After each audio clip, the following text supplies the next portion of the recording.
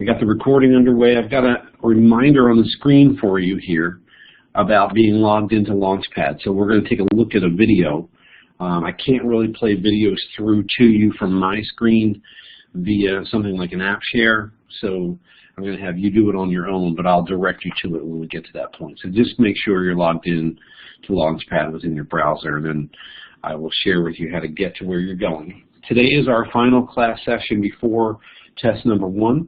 So remember, the test is on Tuesday. Your final set of learning curve quizzes will be due Monday night at 11. The test will begin at 8 a.m. Tuesday morning. Remember, if you show up later than 8:25, more than 25 minutes late, you're not going to be given a test. You'll have a 0 on test 1. So please, please make sure you show up on time on Tuesday. I've given you the breakdown a couple times already. One last time, it will include 7 questions from the introductory material. That's kind of the first part of Chapter 1. 14 questions on research methods and 19 questions on the bio section that we are about to finish up this morning.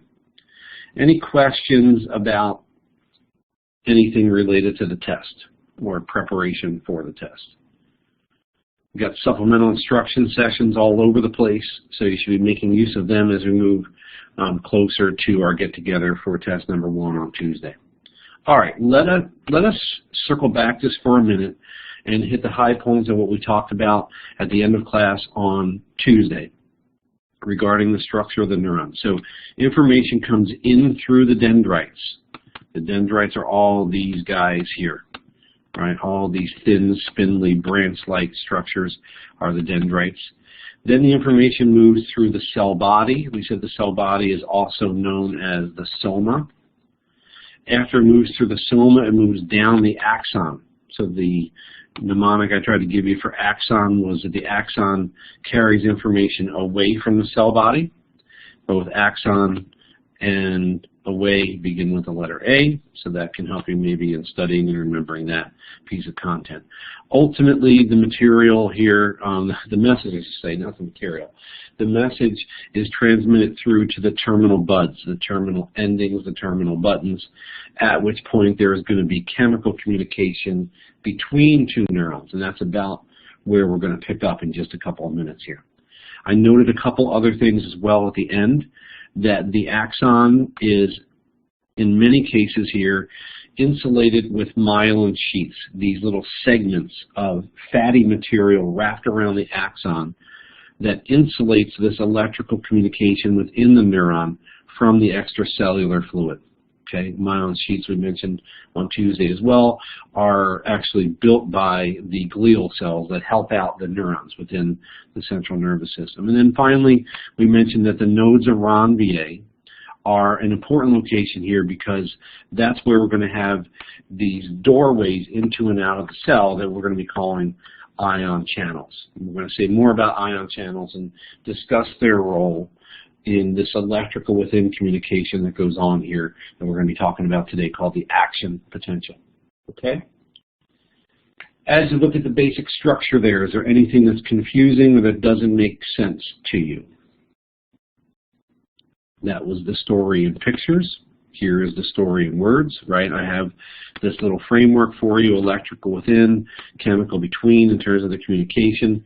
This action potential, this electrical charge moves into the cell through the dendrites, through the cell body, down the axon until it reaches those terminal endings or terminal buttons. At that point, the neurotransmitter is released into the synapse, the gap between neuron number 1 and neuron number 2. When the neurotransmitter, as we're going to talk about in a minute here, binds to neuron number 2, what happens then is that chemical between activity initiates electrical within activity in neuron number 2. Okay, so if you wanted to draw this out, basically the electrical within piece is here, and the chemical between piece is down below here. Okay, so electrical within, chemical between.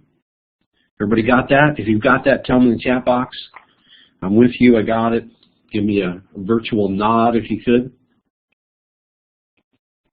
Awesome, I appreciate that, guys. The one thing you can't get right, when we're online is some sense of the nonverbals from your students, and that's one of the big things I miss when we're online. All right, so let's now zoom in and start talking about what's going on here in terms of the neural communication occurring between two neurons. So this, on the upper left side right here, is going to be neuron number 1. We're going to give it a fancier name now. We're going to call it the presynaptic neuron. So this is the presynaptic neuron. It just means the neuron that is located before the synapse. Okay, that then means neuron number 2 over here, this guy, as the message moves across the page here from left to right, is going to be not the presynaptic neuron, but now we're going to call this guy, as you probably would suspect, the postsynaptic neuron. Okay, and if we look at what's already built into the slide here, it says up top here under number 1, electrical impulses, that is action potentials, travel down a neuron's axon until reaching a tiny junction known as a synapse. So the propagation of this action potential goes in this direction until it gets to the point where it reaches the structure called the synapse. Okay, so that's one piece of new terminology here. Let me circle it up above the word synapse. Synapse is the space or the gap between neuron number 1 and neuron number 2, the presynaptic neuron and the postsynaptic neuron. So that's the gap. So what's going to happen here as this process unfolds is that the sending neuron, or the presynaptic neuron, is going to be stimulated. Let's pretend for a second that we're looking at 2 neurons in your hippocampus. And the reason we're looking at them is I just asked you to try to remember what you had for dinner last night. Well, we know that the hippocampus plays a role in memory. Maybe it's involved with retrieving that memory for you, what you had for dinner. Perfect. Well, we had meatball sandwiches. I can remember that. Perfect. The sending neuron, as we're looking at these 2 neurons in the hippocampus, is firing an action potential. One of the things that happens as that action potential gets to the very end of the terminal endings, or the terminal buttons here, is that it causes these little packages to migrate down to the very end. I'm going to give you a name for those little packages now. Those little packages are called synaptic vesicles. Okay? Synaptic vesicles are effectively like little water balloons. And inside these tiny little sacs, or water balloons, if we run with that analogy, are these little green balls. And the little green balls, you know what, are the neurotransmitters. So let me type that right on here. Neurotransmitters. That's a big long one, right? The neurotransmitters, or I like to just refer to them as NTs, are the players here in this activity that do the chemical communication between neurons. So here's what happens. The action potential is moving through the presynaptic neuron, or neuron number 1.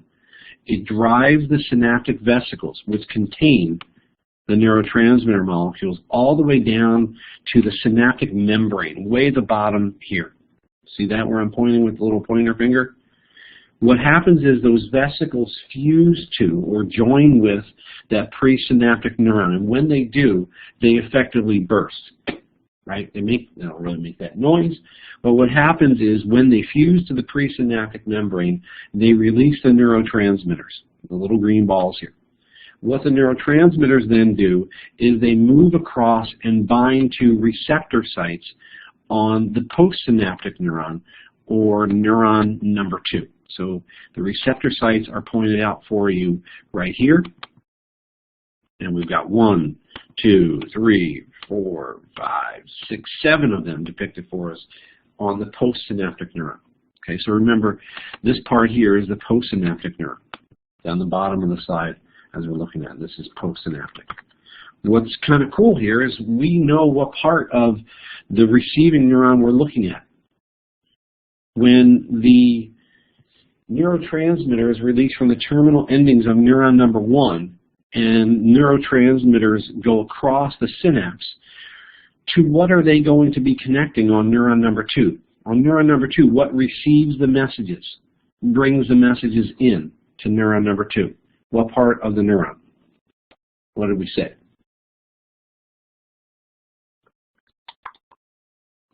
You guys remember? What were these thin, spindly-like structures here on neuron number 1, and here we've got them over here on neuron number 2. What are those called? Yeah, those are the dendrites. So what happens now is the neurotransmitters released from the terminal endings of neuron number 1 are binding to the receptor sites on the dendrites of neuron number 2. And the analogy I like to use is that the neurotransmitters and the receptor sites function like a lock and key system. Okay? The neurotransmitter are the keys that fit into the locks on the postsynaptic neuron. And that analogy actually works pretty well because it turns out that certain neurotransmitters only bind to certain receptor sites on the postsynaptic neuron, okay? Just like certain keys only fit into certain locks, obviously, okay? So let's do this one more time. Action potential in neuron number 1, as I'm trying to recall what I ate for dinner last night.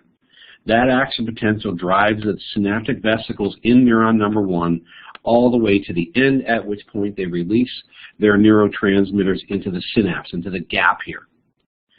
Those neurotransmitters drive across that gap. They bind to, they park in, effectively, their receptor sites on the receiving neuron, the postsynaptic neuron. When they do that, we know already that that chemical communication between neurons is going to initiate electrical within in this postsynaptic neuron. Okay, look what it says on the slide already here for number 2. When an action potential reaches an axon terminal, it stimulates the release of neurotransmitter molecules, the little green balls. These molecules cross the synaptic gap and bind to receptor sites, like keys going into a lock on the receiving neuron. This allows electrically charged atoms to enter the receiving neuron and excite or inhibit a new action potential. That's where we're going to go next. We're going to talk about electrically charged atoms, also known as ions, and how they move into neuron number 2 now to propagate this electrical within. So again, electrical within number 1 causes chemical between number 1 and number 2. Chemical between number 1 and number 2 causes electrical within number 1. And then if you're wondering how the show closes here, over on the right side here, number 3 on the side, it says the sending neuron normally reabsorbs excess neurotransmitter molecules, a process called reuptake. It's effectively like a vacuuming up of those neurotransmitter molecules into that sending neuron or that presynaptic neuron. Okay. Towards the end of the course, we'll talk about some medications that are used to treat depression that do what they do, that is, cause more neurotransmitters to be available in the synapse by turning off this reuptake process. So if you've ever heard of Prozac or Paxil or Zoloft or similar medications to that, those medications actually stop the reuptake process.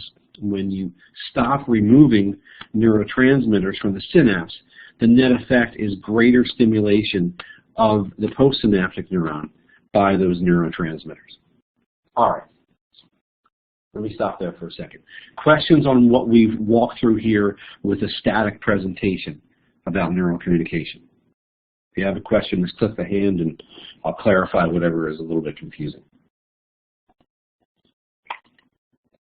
Okay, I want to direct you to the video now. There's about a 2-minute video clip that narrates and puts into action, right? It makes it a dynamic presentation. So we've got a nice simulation to demonstrate neural communication for you. It's on the Launchpad site. So if you got in here a little bit late, I directed everybody at the beginning to make sure that within their browser that they were logged into Launchpad. So I'm going to now narrate how to get there. I'm also going to paste into the chat box the steps to get you there as well. Although what I just tried to paste in is not what I was trying to paste in.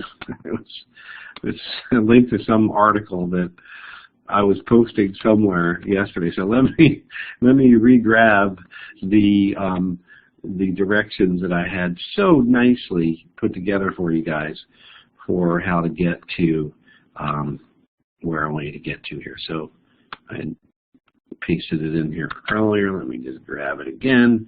And I'll give it to you guys in words as well, because once you jump over into your browser, you may not be able to see what's going on here within the Collaborate site. So here is the instructions, and let me just narrate them to you guys as well, and I'll follow along. So I'm on the home page for our Launchpad site here, and at the top there's a little blue band that says Chapter 2 Biology and Behavior.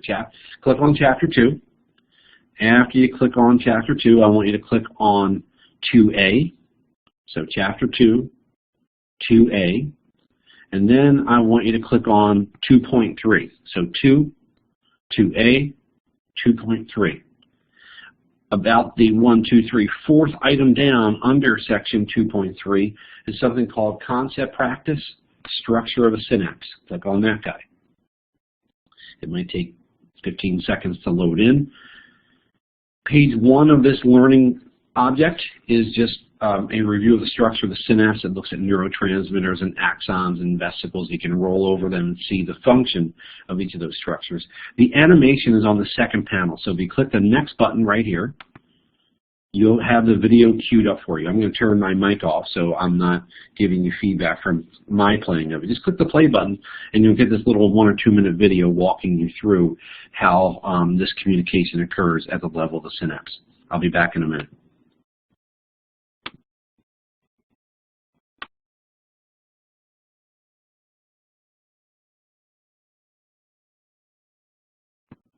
All right, so hopefully everybody got a chance to take a look at that. I'll give you guys another 30 seconds to pop back in to the Collaborate session. When you do get back in here, just click the check mark to let me know you're done watching the video. Thanks.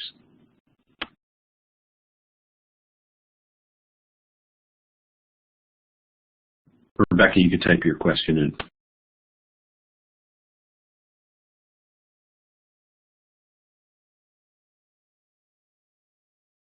Okay, great. Looks like we've got pretty much everybody back. Rebecca's question is about reuptake. Where do the excess neurotransmitters go? They get vacuumed back up. Basically, they're being reabsorbed in the presynaptic or sending neuron. That's more detail than I need you guys to know for test number 1 regarding reuptake. That's beyond what we're focused on. But we are, as I said, going to come back to that idea towards the end of the course when we talk about treatment, because some of the medications that are used to treat depression and actually also anxiety as well are based on turning off that reuptake process. Was that helpful to take a look at this neurocommunication in action rather than just the static picture? Did you guys find that helpful? Let me know if you did. Okay, good. Yeah, I think sometimes when it's in action, you see the differences between the red ones and the green ones, and the green will bind to green, but they won't bind to red, etc. There's also a really nice infographic in your textbook. I'm just pointing this out to you again about communication between neurons. It talks about action potentials reaching the terminal buds, action potentials triggering the vesicles to release the neurotransmitters into the gap, the neurotransmitters binding to the matching receptor sites on the receiving neurons, dendrite causing positively charged particles to enter the cell. We're going to say more about that in just a bit. The action potential is created, and then after binding, neurotransmitters are reabsorbed, etc. They talk here about agonists and antagonists. You can read a little bit about that as well. That's beyond what I'm going to be talking about here. But I want to make sure that as we talk about this stuff and zoom into this microscopic level, that we don't also lose sight of the bigger picture. Because I think at this point in particular within the course, it might be hard for you to see, like, what the heck is the connection between this stuff going on here and things that we care about, which you said, Dr. Lemakis, were behavior and mental processes. What does all this have to do with behavior and mental processes? That's what I want to do with this slide right here. I want to pull back in this discussion about neurotransmitters and show you the relevance for things that we care about as scientific psychologists. So just to review, right, neurotransmitters are these chemical substances that carry messages across the synapse. This basically, if you want to spell this out in more explicit terms, is really all about the chemical between that we've been talking about now for almost a full class session, right? So electrical within, chemical between. Those neurotransmitters we now know bind to receptor sites on the postsynaptic neuron. We said that they are like keys into a lock, right?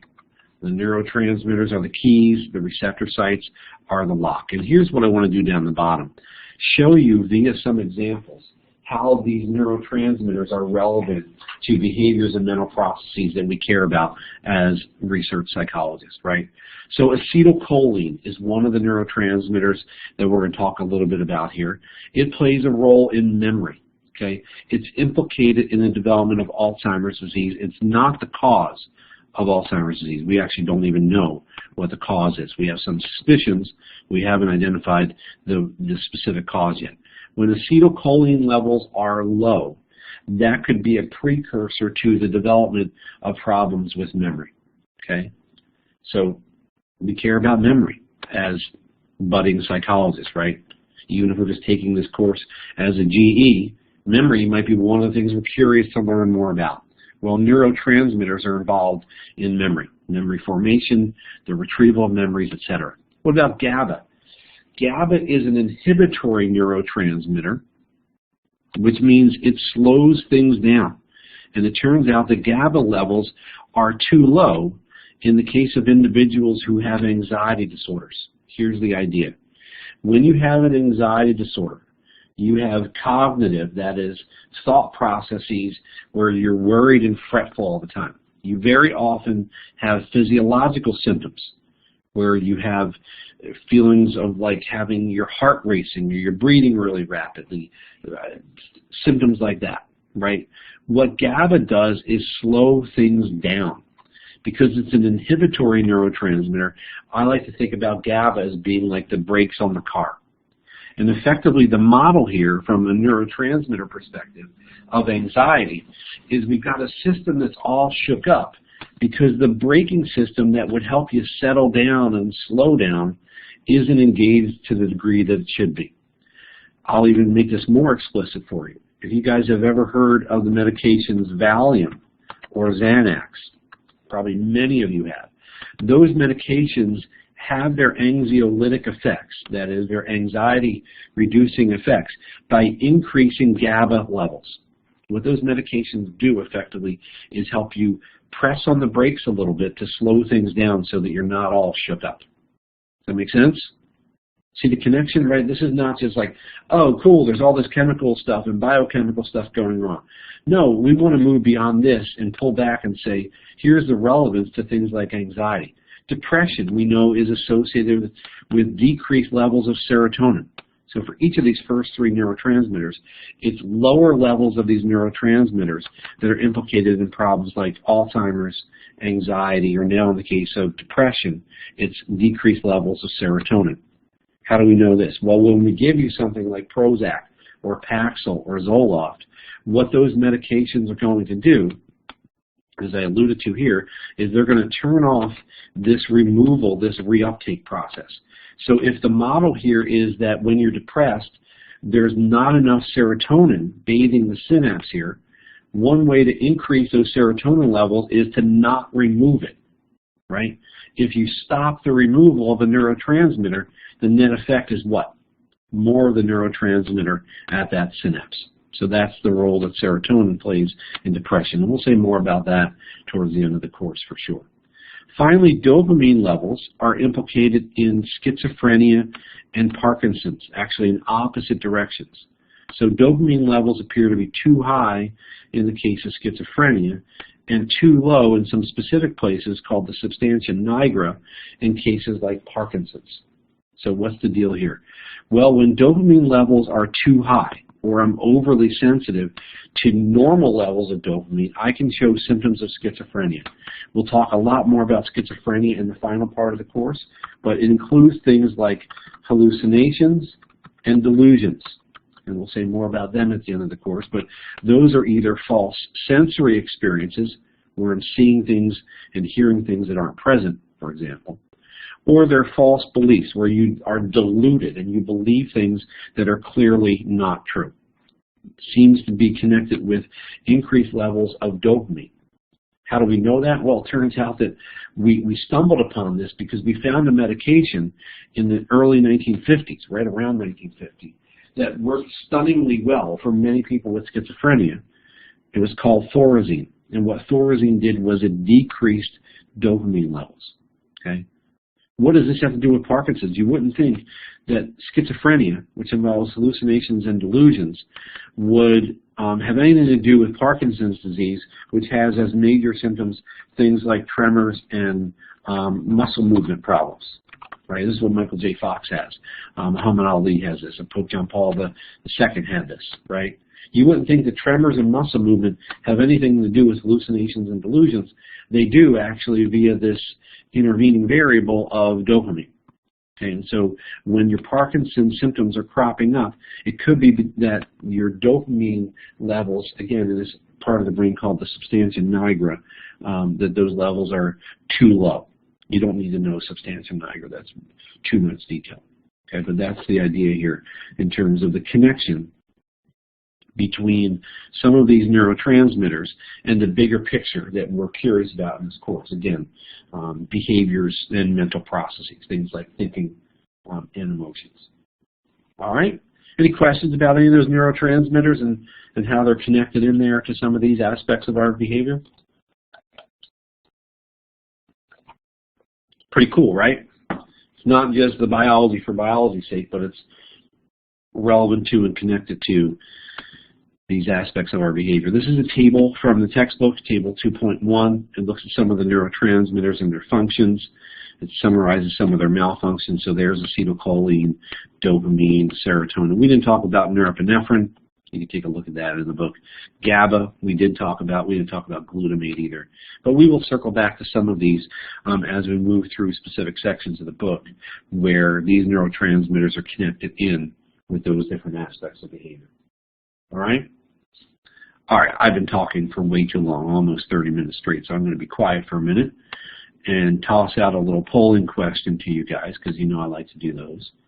So take a look at this one. Neurotransmitters are chemical messengers that travel across the what? So choose A, B, C, or D by rolling over the little A up above our list of names. I'll give you guys 30 or 40 seconds to walk your way through that one. I'll be right back.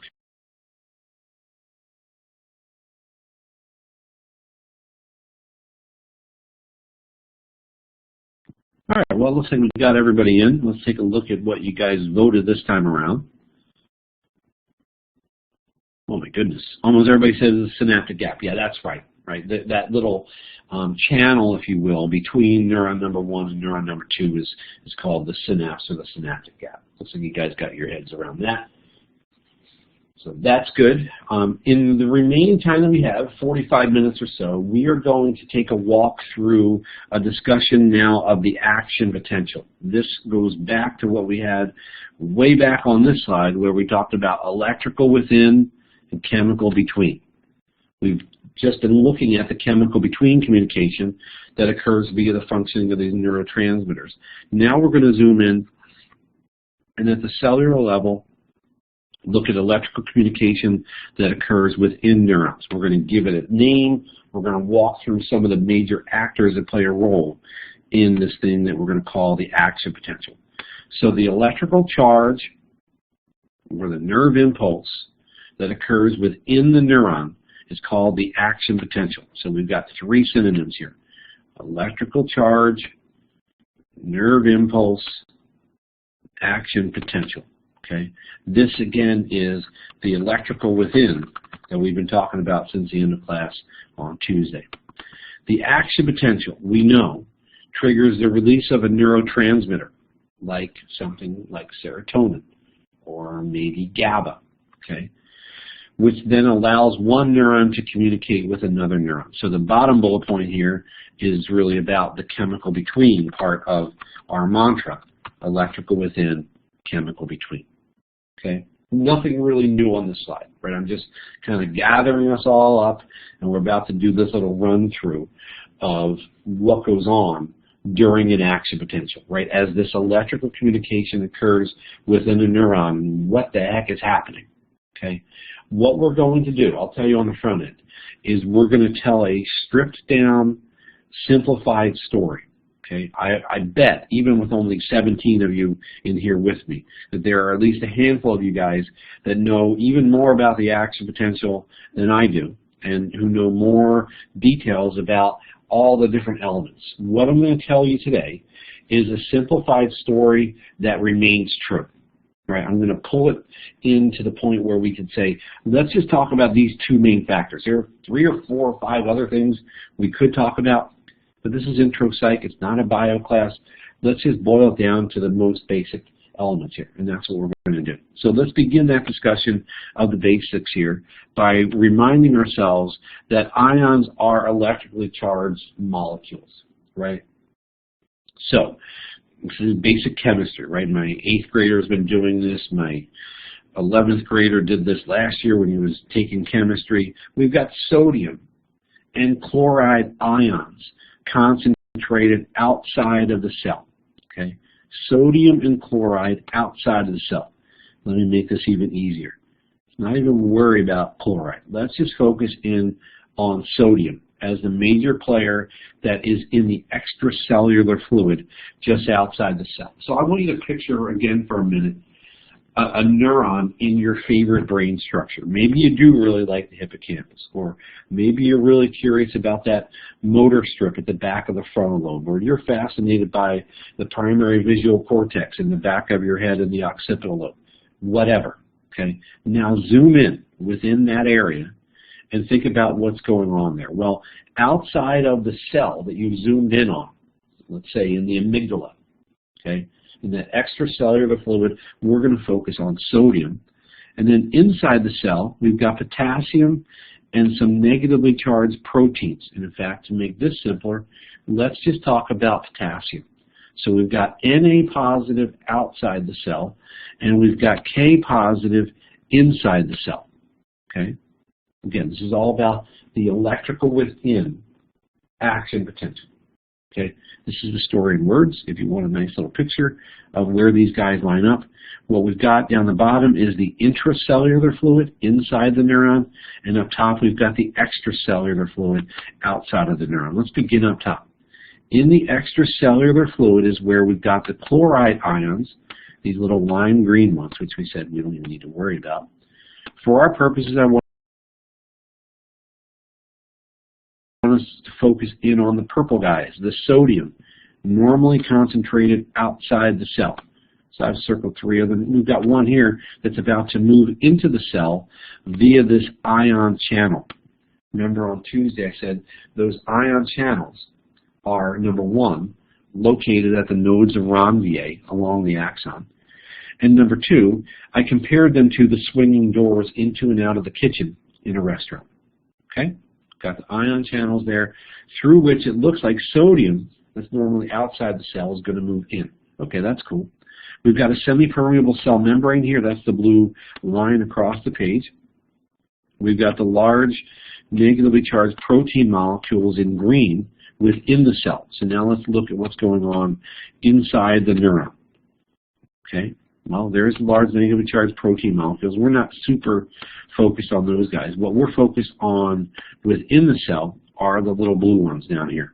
Those are the potassium ions that are normally concentrated inside the cell. In fact, we see one up here that has begun its movement across the cell membrane via what?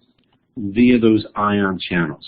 Okay, so let me even be more explicit on the side here and label these guys as ion channels. Ion channels.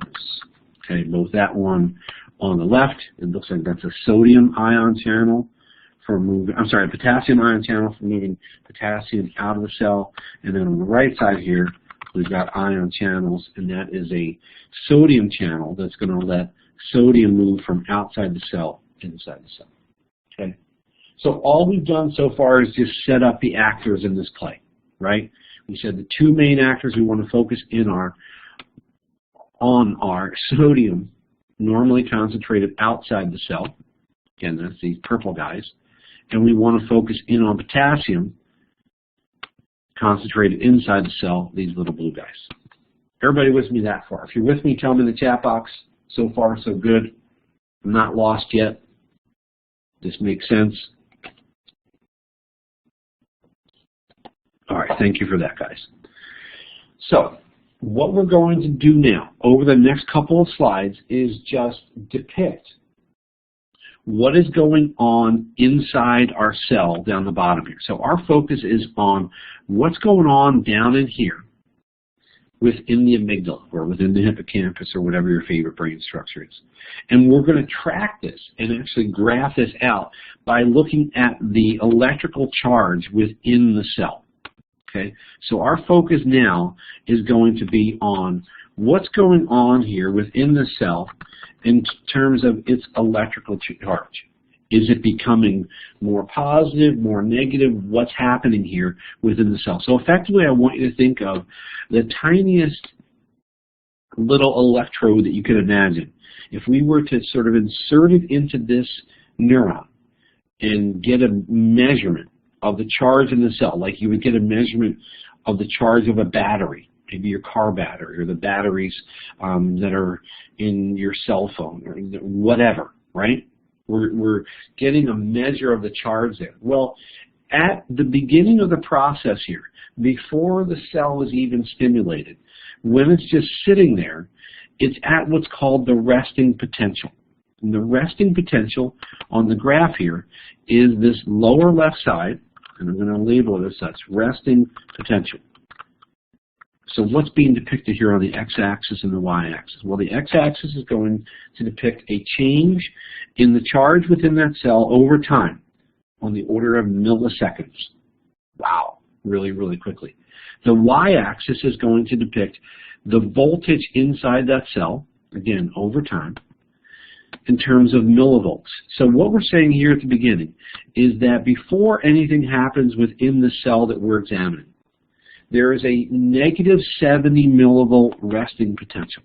Okay, so the resting potential right here, just to be explicit, is negative 70 millivolts. Okay, what the heck does that mean, and why is it negative 70? Why isn't it just 0, right? So what we're saying here is we have an unstimulated neuron that we're examining within, let's say, the visual cortex and the occipital lobe in the back of your head. As we look at that neuron, we're saying when you're not looking at anything with your eyes and there's no stimulation of that cell, it's sitting there resting with a charge of negative 70 millivolts. Anyone want to venture a guess as to why the charge in the cell here down the bottom might be negative 70 millivolts rather than 0? What do you think might make this sit at negative 70 millivolts at the resting potential? Any guesses? What do we have inside the cell here that is negatively charged? I'm sneaking in a third actor. I told you it was just going to be about sodium and potassium, but what is negatively charged within the cell? Not just electrons, Megan's got it, yes, and Gavin as well. Those large negatively charged proteins, these big green guys, are what are driving this negative 70 millivolt resting potential. Okay, so I'm going to give you a weird analogy to use here, or a concrete model for this action potential. Okay, I'm going to make you picture in your mind Al2O1. Okay. Let's imagine that is the biggest protein model we can, not protein, is the biggest neuron model that we could think of. And we are going to pretend that inside Al2O1 is inside the neuron. It's the intracellular fluid. And in the classroom there, inside Al2O1, we've got a bunch of really big guys wearing T-shirts that say A negative. They're the large negatively charged protein molecules. Also scattered around the room are smaller people wearing little K positive T-shirts. Okay?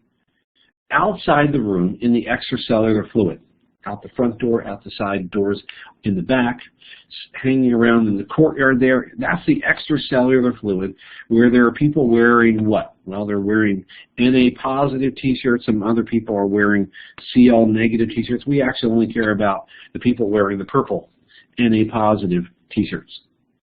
This action potential is just going to involve the movement of some of the ions, that is people wearing different T-shirts here, into the room and out of the room. Before anything happens, though, what happens here is we have a negative charge within the room. We call that the resting potential. It's negative 70 millivolts, and it's caused by or it's due to these large negatively charged protein molecules. So here's what I've got for you. One of my first of about 4 awesome tables this semester. It's a table about the action potential, which has 3 columns. Column 1 names the stage of the action potential. Column 2 asks, what is that? And column 3 asks, why does that happen? So the resting potential is the first stage here. On the graph, again, it's just this lower left side where there's no stimulation occurring. Okay? So it's a negative 70 millivolt charge within the cell.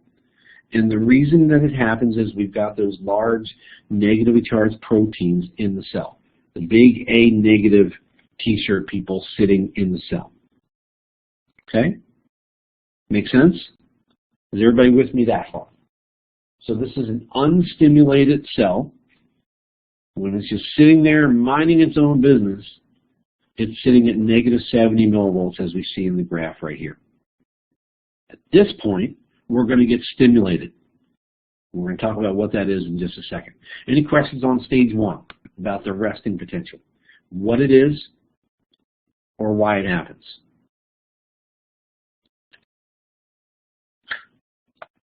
Cool. Now, if you're curious about anything going on in the world, you should be curious about how does this go from this to, whoa, what the heck just happened there, right? We just shot up from negative 70 millivolts to positive 40 millivolts very, very quickly. How did we get there? Well, I'm going to tell you the story now of how we got there. Remember, we're looking at a neuron, let's say, in the visual cortex in your occipital lobe. Let's imagine we're looking at a neuron, and adjacent to it is a neuron that has already been stimulated. So we're looking at the postsynaptic neuron, neuron number 2. The presynaptic neuron, neuron number 1, has already been stimulated. And that's what we're doing here, is looking at a zoom in for what starts the action potential in neuron number 2 for us. So here's the deal. If I were to spell out what's going on this 2-panel graphic, I'd say the first step is there's already an action potential in neuron number 1.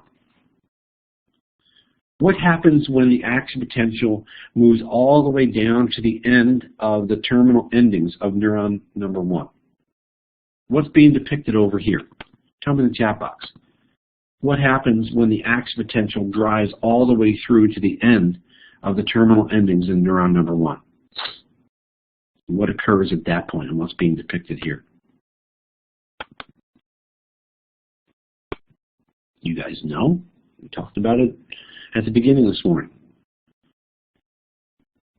What's getting released? Yeah, really good. Thanks, Gavin. So NTs are released from the vesicles. So let me just say that vesicles release NTs. NT stands for neurotransmitters. Great. Let's see what happens next. Where do the neurotransmitters go when they get released? Well, look in the second panel on the right here. What are they doing here? We know that too. What are the neurotransmitters doing after they get released? They're moving across the synapse and doing what?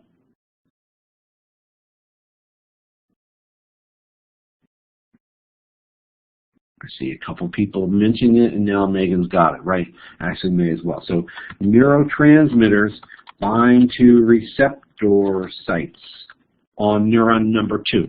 That's what's being depicted here as we zoom in. Okay.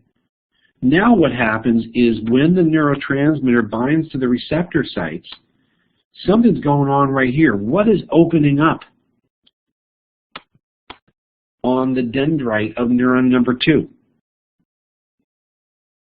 What's opening up? Yeah, those ion channels.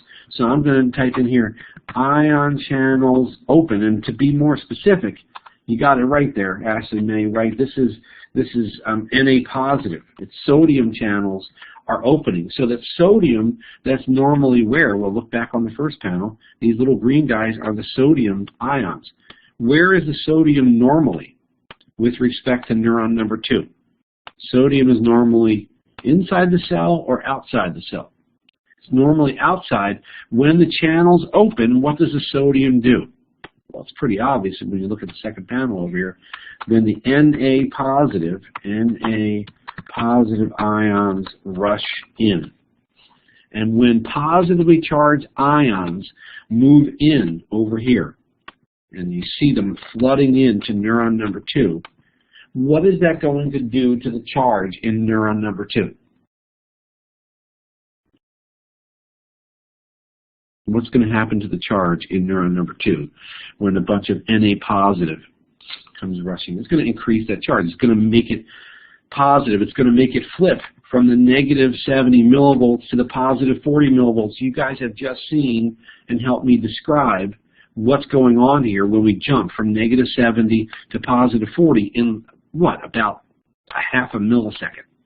We call that depolarization. Depolarization is when the charge of the cell changes, right? The cell charge changes. Charge changes from the resting potential of negative 70 millivolts to about positive 40 millivolts. Okay? Why does that happen? Depolarization happens because what? What is occurring during depolarization?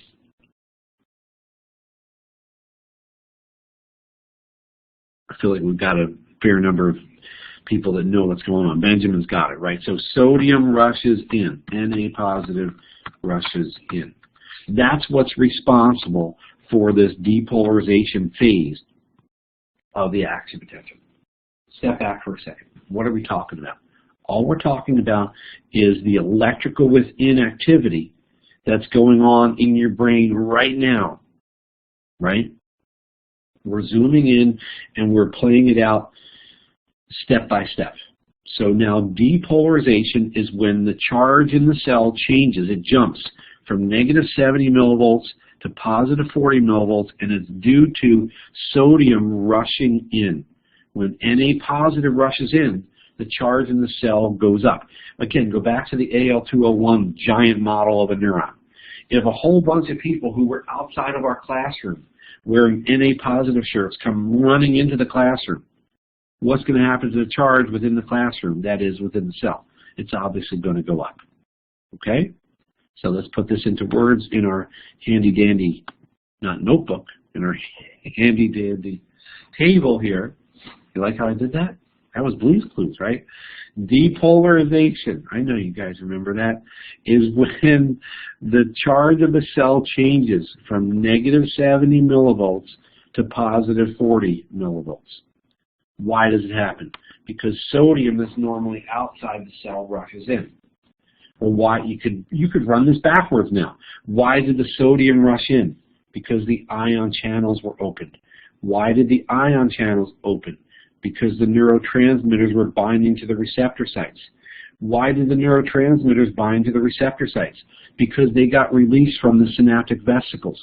Why did they get released from the synaptic vesicles? Because there was an action potential in that presynaptic neuron, neuron number 1. So you should be able to run this story frontwards or backwards, right?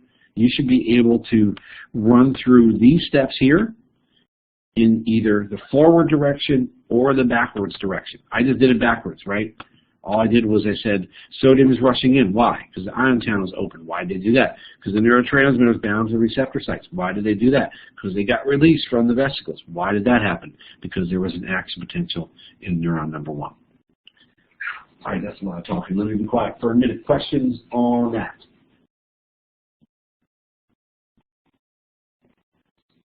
Make sense? Okay, let's continue blasting on here. Now we have gone from the resting potential, just to keep this consistent, right? We started at the resting potential, sitting there at a negative 70 millivolts. Then we had this ascending limb of the graph called depolarization. So I'll even label that for you here. Depolarization, I'm just going to abbreviate it, is this part right here. That was because sodium was rushing in. Now we got to talk about the final 2 segments of the graph here. Segment number 3 is going to be repolarization, and segment number 4 is going to be this little segment about hyperpolarization. What's repolarization? Well, here's what I'm going to tell you. At the top of the graph right here, ooh, that's yellow, and that's going to be hard to see. At the top of the graph right here, let me tell you that what happens at this point, we'll get to the threshold potential just in a couple minutes, Harrison. Yeah, we'll mention that briefly. When you get to the top of the peak of the action potential here, what's going to happen is the sodium channels are going to close. Na positive channels close. Okay? Think about that for a second. Sodium is no longer rushing into the classroom. I should mention over here, we didn't spell this out yet, but right about here is when the potassium channels open that let potassium that's normally inside the cell move out. Okay? So right here, if you want to be even more specific, we've got, I'm going to type in K positive channels open. Okay, so K positive channels open.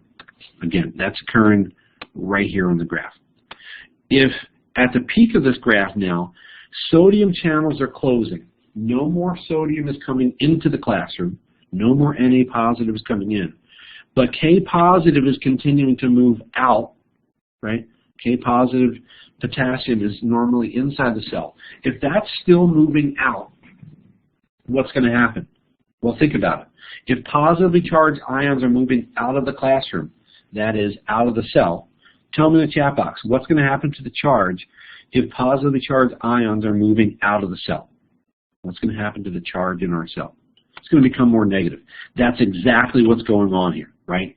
We are dropping down in terms of the charge in the cell, and we call that process repolarization, okay? Here's how I'm going to spell out repolarization for you. I'm going to say that repolarization is the return to the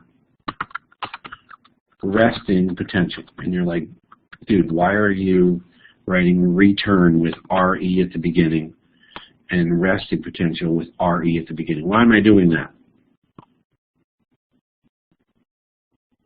Have I just lost my mind? No, I'm trying to help you remember something. What else begins with RE?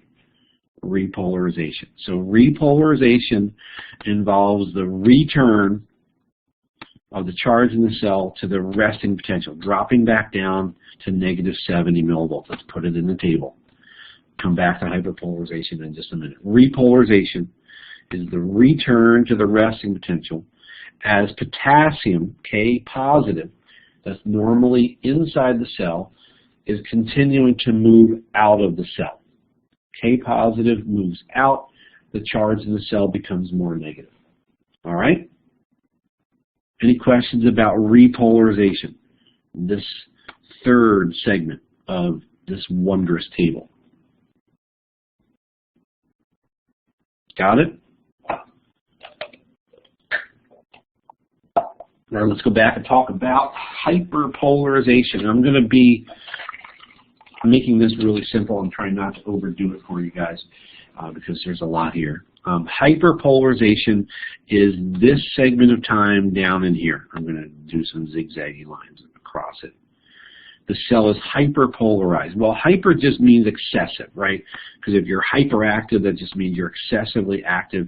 Hyperpolarized means it's excessively polarized. It's more negative than it is at the resting potential. All I want you to know about the hyperpolarized phase here of the action potential is that it's during this period that the cell is in what I'm going to refer to as a refractory period. A refractory period is basically a period of time here during which the cell is out of the game. It can't be stimulated again. The best analogy I've ever seen for a refractory period was one in the textbook where it said the refractory period for the cells here during this action potential process is similar to what happens with a toilet right after you flush it. If the toilet has a tank and you flush it, what happens if you try to flush it again immediately? I flush again. What happens on the second flush? You didn't think I was going to ask you about toilets today, but I just did. Tell me what happens on the second flush when you do it immediately after the first flush. Does anything happen? Nothing. You know why? Because the toilet is in a refractory period. It's in a timeout. So that's the way to think about the refractory period. When we're in this hyperpolarization stage, what we're saying is basically the cell is in a timeout period during which it can't be stimulated again. This ends up being a good thing because it keeps the messages moving through our central nervous system, moving in the correct direction. The message can't double back on itself.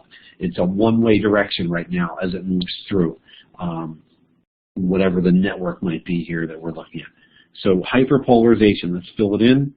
It is when the cell is temporarily at a charge of less than negative 70 millivolts. Maybe it's negative 75 millivolts, something like that. Okay. During this period, I'm not really saying why this is happening. It's more complicated than we need to know for intro. Just know that the cell is in this refractory period.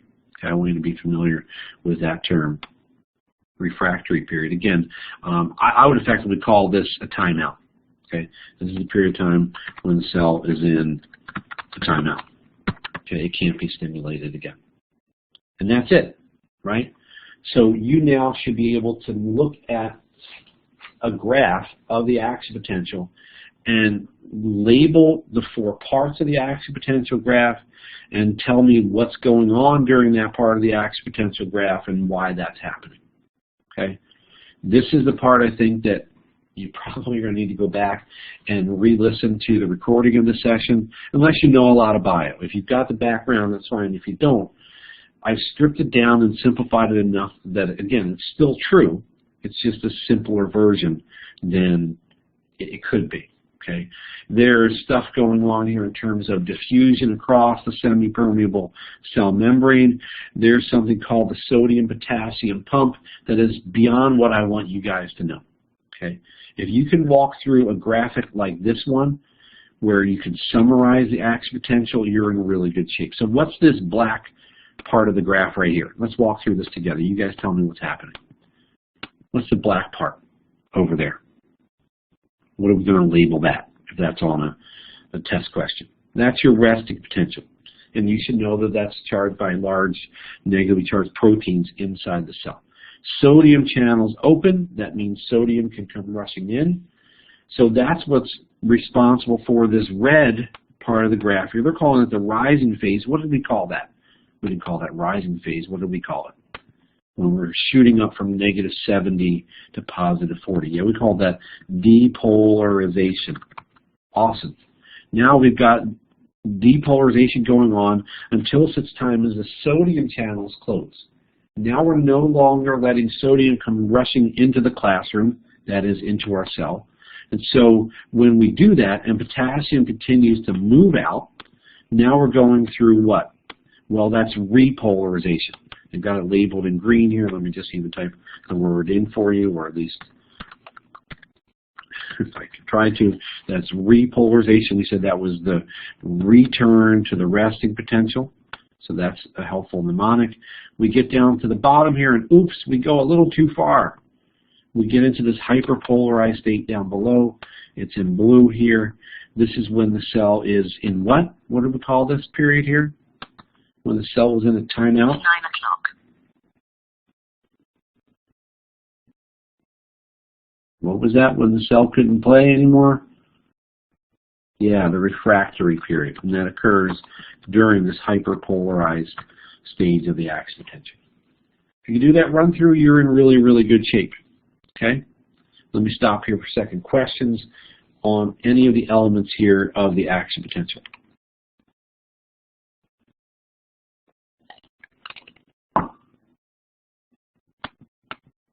You good?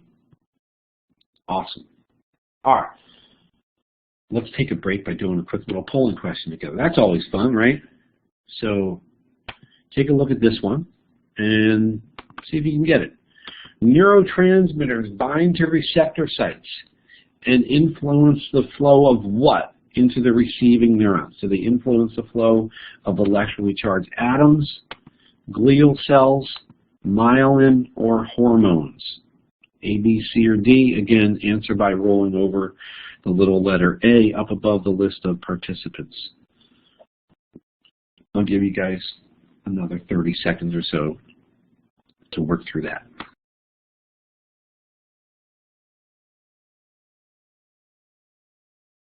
All right, I think we're good. We've got most of you guys who are still awake. responding. I've lost some of you, as I invariably do. How did we do here? All right, 11 out of 12 of the folks answering said electrically charged atoms. Yeah, what do we call those? What's moving into and out of the cell? We had sodium, we had potassium, we had ions. Yep, it's all about the ions. Good. Seems like you guys got your head around that. All right, I've got one final concept to introduce here in our last 10 minutes, and it's called the all or none law. It goes back to Harrison's question. Harrison, one of our SI leaders, asked about the threshold idea. Yeah, so here's the threshold idea. All neurons, take my word for it, have a threshold for stimulation at approximately negative 55 millivolts. Okay, so that's, if you're doing the math here, about 15 millivolts above the resting potential, negative 70 up to negative 55. What's the all or none law all about? It's got two parts. It's got an all part and it's got a none part. The all part of the all or none law says if we reach that threshold in terms of the stimulation of the cell, then the action potential will fire. So the all part of all or none says if you get to negative 55, if you push the charge up enough, from negative 70 to negative 55, you'll fire an action potential, and all action potentials will look the same graphically. Once you reach that threshold, you get the action potential. The best analogy I can give you for this threshold idea is the goal line in a football game, or if you like soccer better, the goal line in a soccer match, right? Once the ball, either in football, breaks the plane of the goal line, or in soccer, once the ball goes completely over the goal line, what do you get? Well, in football, you get 6 points for the touchdown. In soccer, you get 1 point for the goal. Okay? If the threshold is reached, the action potential will fire. Okay? You don't get more points if you run through the back of the end zone. You don't get more than one goal if you blast your shot through the back of the net. Okay? Once it breaks the plane or the ball goes over that goal line, that's it. All action potentials look the same graphically, right? All touchdowns in football are 6 points. You don't get more points for running through the back of the end zone and leaping up into the stands. What happens if you don't get to the threshold? If the threshold is not reached, the action potential will not fire. This is the none part of the all or none law, right? If you don't break the plane of the goal line with the football in the Super Bowl, you get nothing. No suit for you. You can't get like 1 or 2 points because you almost got there. It's a completely black or white, you get it or you don't get it scenario. That's the deal with action potentials. So look at the bottom summary point here. So the action potential either occurs with maximum and identical intensity, that's all, or it doesn't occur at all, that's none. So we either get all or we get none. There are no mini action potentials. You can't have a mild to moderate size action potential. It's like a light switch. It's either on and it's all and it's happening, or it's off and it's none and it's not happening. Does that make sense? It's a completely black or white, it happens or it doesn't happen kind of phenomenon. That's the story in words. If you want it graphically, here's the deal. Check out the threshold here. Okay, we've got a cell sitting at the resting potential. Where is that threshold? This is not really scaled correctly, but that threshold we said was at what? What charge? Negative something. Cool, negative 55 millivolts. Yeah, that's the goal line. Okay, I'll even make this more explicit and make that solid line across here. There's where you got to get to. If you want to get an action potential, you've got to get to that solid black line now. Well, what happens in case number 1 here? Tell me what happens in situation number 1.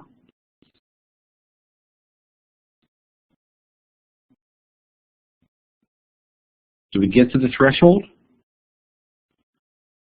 No, in situation number 1, we don't reach the threshold. Maybe we get up to negative 58 millivolts or whatever. So in terms of the all or none law, what is situation number 1? Is this all or is this none? Yeah, that's the none part of all or none.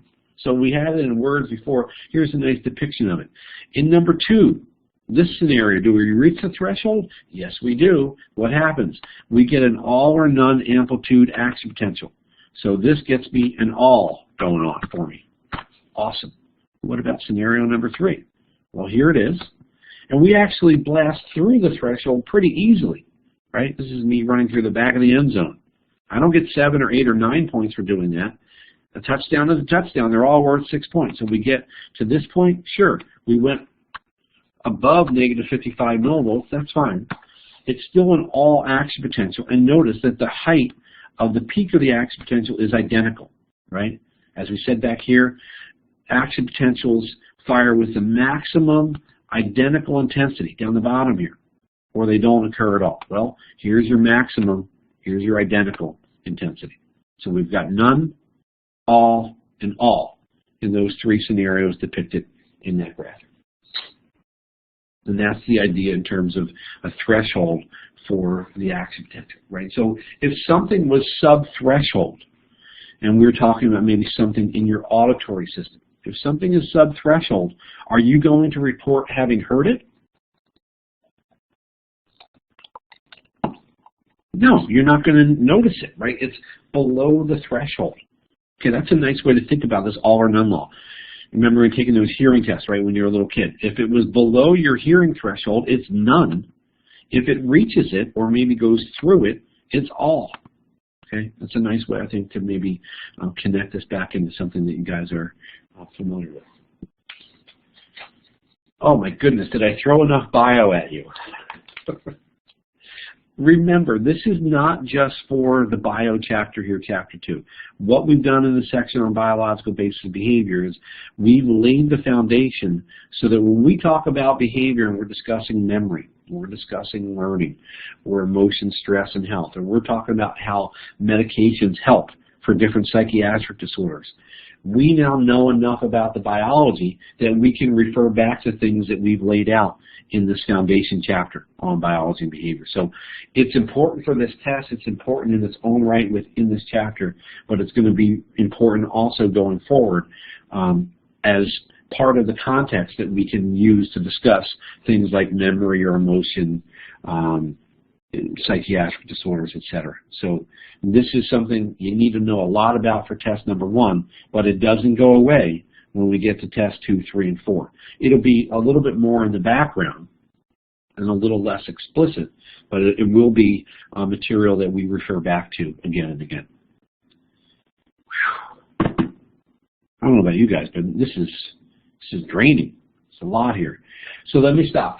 Let's see if there are any final questions really on anything from this first part of the course. If you've got questions on research methods or the introductory material, I can load up those slides real quick and we can do a 5-minute little review together right here before we stop at 9:15. So anything at all is fair game.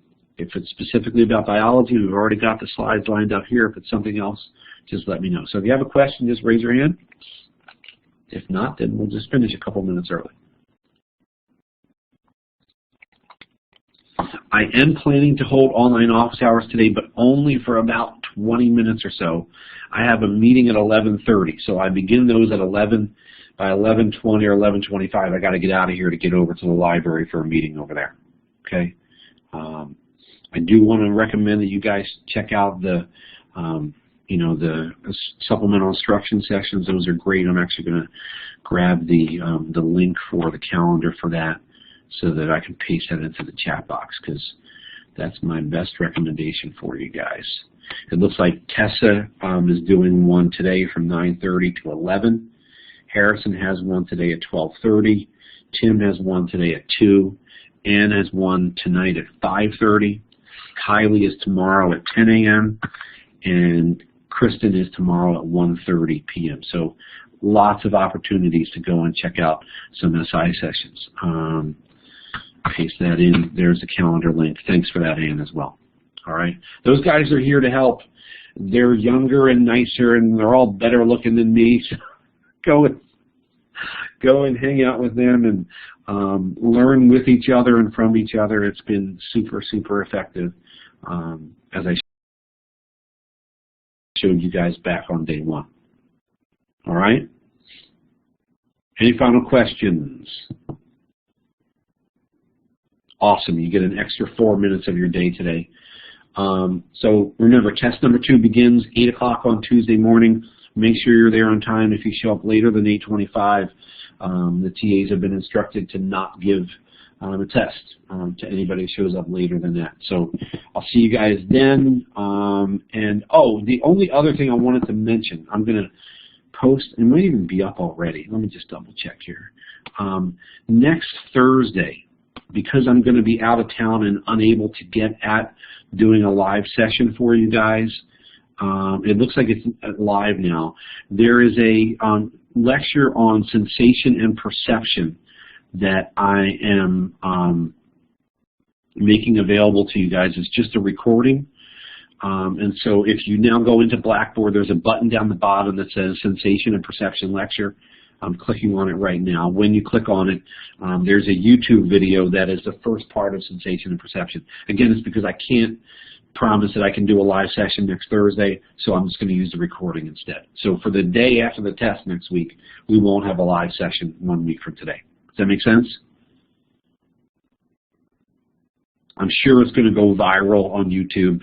People are going to go crazy, and no, not really. They're going to want to watch the Sensation and Perception. I'm going to send that announcement also as a quick email to you guys right now so that everybody's aware of how that's going to work next week. All right? Cool. Have a great rest of your, what day is this? Thursday. And good luck with the studying. Go to SI, and I'll see you guys for the test. Thanks, everybody.